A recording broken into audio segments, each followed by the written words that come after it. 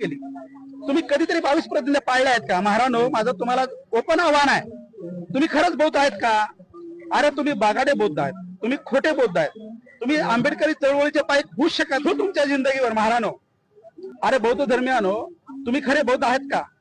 तुम्ही महारामधून जर बौद्ध झाला असाल 1990चा नव्हता परत मागासवर्गीयाच्या रिझर्वेशन मध्ये येण्याचा, तुम्ही स्वाभिमानाने हिंदू महारामधून तुम्ही बौद्ध धर्म स्वीकारला होता ना, तुम्ही बाबासाहेबाला फॉलो करतात ना, बाबा तुम्हाला लाज वाटायला पाहिजे। तुमच्या ह्या हिंदू महारामध्ये कुणीही जय भीम करत मेले नाही, पण मांगाचे तरुण पोरं जय भीम करत मेलेत। कोचरम कांबळे आठवा, शाहीर उमप आठवा, आणि तुम्ही आम्हाला बाबासाहेब शिकवता का रे? तुमची लायकी नाही मांगाला बाबासाहेब शिकवण्याची, तुमची तेवढी कॅपॅसिटी राहिलेली नाही, आणि तुम्ही बाबासाहेबांच्या विचाराशी गद्दारी करणारे तुम्ही महार हलकट आहेत। तुम्ही बाबासाहेबांतील ठीक आहे, तुम्ही विरोध करताय त्याच्याबद्दल आमचं काही मत नाही, पण तुमच्या विरोधाची पातळी किती खाली घसरलेली आहे। आमच्या महापुरुष असतील, आमच्या आई बहिणीवर तुम्ही शिव्या देतात, आमच्या महापुरुषाला वाटेल ते तुम्ही बोलताय। लहुजी साळवे वरती टीका करता, अण्णाभाऊ साठेंवर टीका करता, मुक्ता साळवेंवर टीका करता, हेच तुम्हाला बाबासाहेबांना सांगितलंय का? ज्या बाबासाहेबांना स्वतःच्या हयातीमध्ये महिलांना संपूर्ण अधिकार देण्यासाठी स्वतःची लढाई लढली, इव्हन मंत्री कॅबिनेट मंत्रीपदाचा राजीनामा दिला, अशा बाबासाहेबांचा तुम्ही स्वतःला पाईक समजता का? आणि आई बहिणीवर शिवाय देता का? तुम्ही खरंच बाबासाहेबांचे पाईक आहेत का? बिलकुल होऊ शकत नाहीत, त्या विचाराचे तुम्ही होऊ शकत नाहीत। कारण बाबासाहेबांना महिलेचा सन्मान केला, बाबासाहेबांना सामान्य माणसाचा सन्मान करायला सांगितलं होतं। तुम्ही स्वतःला बौद्ध समजता का? बौद्धाची समता कुठे गेली? बुद्धाची समता कुठे गेली? तुम्ही कधीतरी 22 प्रतिज्ञा पाळल्या आहेत का? महारानो, माझं तुम्हाला ओपन आव्हान आहे, तुम्ही खरंच बौद्ध आहेत का? अरे तुम्ही बागाडे बौद्ध आहेत, तुम्ही खोटे बौद्ध आहेत, तुम्ही आंबेडकरी चळवळीचे पायक होऊच शकत नाही, कारण बाबासाहेबाला तुम्ही मानत नाहीत, फक्त देखावा करता की आम्ही बाबासाहेबांचे पायक आहेत, आम्ही बाबासाहेबाला मानतो, आणि हा खरा मातंग समाज बाबासाहेबाला मानतोय, म्हणून आम्ही आजही लोकशाही मार्गाने उपवर्गीकरणाची मागणी करतोय। तुम्ही विचार करा थोडासा, आमच्या बदला 3 तरुण ते 4 तरुणांना आत्महत्या केली की आम्हाला उपवर्गीकरण पाहिजे, म्हणजे आमच्या किती जिव्हाळ्याचा प्रश्न आहे, आणि तुम्ही त्याला विरोध करता। अरे विरोध करण्याची तुमची भूमिका काय आहे? ठीक आहे, विरोध करा ना, लोकशाही मार्गाने विरोध करा, संविधानिक मार्गाने विरोध करा, पण तुम्ही विरोध करण्याची पातळी आमच्या महापुरुषावर शिव्या देणं, आमच्या आई बहिणीवर शिव्या देणं, अरे तो तुमच्या जिंदगीवर महारानो। तुम्ही विरोध करा, तुमचा विरोधी आम्ही पत्करू, आम्हाला सगळं मान्य आहे, पण संविधानिक मार्गाने करा। ज्या गोष्टी बाबासाहेबांना समतेचा लढा दिला, इक्वॅलिटी सांगितली, समानता सांगितली, त्या समानतेसाठी जर मातंग समाज येऊन 57 जातीचा लढा लढत असेल तर तुम्हाला वाईट वाटायची काय गरज आहे? अरे ज्या वेळेला बाबासाहेबांनी घटना लिहिली, त्या घटनेमध्ये फक्त हिंदू, सिख ह्या लोकांना, ह्या धर्मांना आरक्षण दिलं, बौद्धांना का आरक्षण दिलं नाही?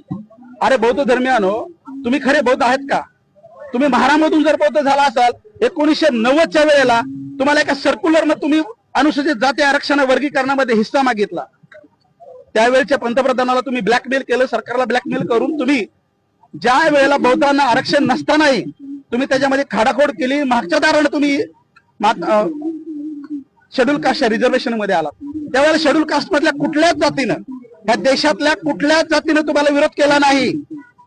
तुम्हाला निवेदन, तुम्हाला आम्ही हरकती घेतल्या नाहीत की आमचेच बांधव आहेत, म्हणून तुम्ही 1990ला ह्या रिझर्वेशन मध्ये परत आलात मागासवर्गीयाचा, आणि आज तुम्ही काय आम्हाला शिकवताय उपवर्गीकरणाला विरोध करून? त्यावेळेचे आमचे नेते मनाचं मोठेपण दाखवलं आणि तुम्हाला परत या मागासवर्गीयामध्ये घेतलं। खरं तर तुमचा हक्क नव्हता परत मागासवर्गीयाच्या रिझर्वेशन मध्ये येण्याचा। तुम्ही स्वाभिमानाने हिंदू महारामधून तुम्ही बौद्ध धर्म स्वीकारला होता ना, तुम्ही बाबासाहेबाला फॉलो करतात ना, बाबासाहेबांना घटनेमध्ये बौद्धांना रिझर्वेशन का दिलं नव्हतं? परंतु त्या विचाराला तिलांजली देऊन तुम्ही त्यावेळच्या सरकारला ब्लॅकमेल करून 1990ला एक सर्क्युलर काढलं, आणि त्या सर्क्युलर काढून तुम्ही परत मागासवर्गीयाच्या हक्कामध्ये येऊन आमचा वाटा तुम्ही हिसकावला। तुम्हाला लाज वाटायला पाहिजे होती। तुम्ही अशा पद्धतीने जर 90ला मागासवर्गीयामध्ये आलात तर आज तुम्हाला उपवर्गीकरण का नको आहे? तुम्ही समतेची लढाई बोलताना बाबासाहेबांना काय सांगितली? इक्वॅलिटी, समता सांगितली बाबासाहेबांना, समानता सांगितली बाबासाहेबांना, मग त्या समानतेला, त्या इक्वॅलिटीला तुम्ही पायंदळी तुडवणार आहेत का? अरे मग तुम्ही बाबासाहेबांच्या अनुयायी होऊच शकत नाहीत। तुमच्या अख्ख्या ह्या बौद्ध धर्मामध्ये, तुमच्या ह्या हिंदू महारामध्ये कुणीही जय भीम करत मेले नाही, पण मांगाचे तरुण पोरं जय भीम करत मेलेत। कोचरम कांबळे आठवा, शाहीर उमप आठवा, आणि तुम्ही आम्हाला बाबासाहेब शिकवता का रे? तुमची लायकी नाही मांगायला बाबासाहेब शिकवण्याची, तुमची तेवढी कॅपॅसिटी राहिलेली नाही आणि तुम्ही बाबासाहेबांच्या विचाराशी गद्दारी करणारे तुम्ही महान हलकट आहेत. तुम्ही बाबासाहेबांच्या विचाराला गद्दारी का करताय? तर तुम्ही उपवर्गीकरणाला विरोध करणं म्हणजे बाबासाहेबांच्या विचाराला गद्दारी करणं. बाबासाहेबांच्या समानता घटनेमध्ये काय सांगितलं, संविधानानं काय दिलं आम्हाला, आमच्या हक्काप्रमाणे आम्ही वागतोय.